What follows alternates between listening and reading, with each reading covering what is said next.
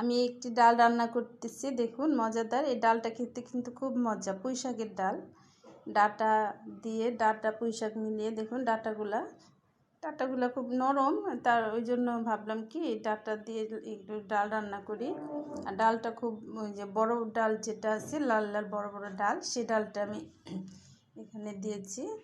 তো আমি এই ডালটাকে রান্না করেছি রসুন আর শুকনো মরিচ বাগারে দিয়েছি।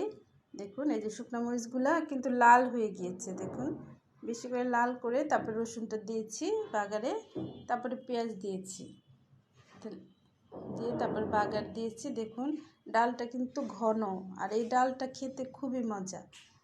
ডাটার পরিমাণটা একটু বেশি শাকের মধ্যে ছিল, দিয়ে দিয়েছি সবগুলাই। এটা হলো সাদা রুটি দিয়ে খেতে কিন্তু অনেক মজা। তারপরে সাদা ভাত দিয়ে খেতেও মজা, পরোটা দিয়েও খাওয়া যাবে।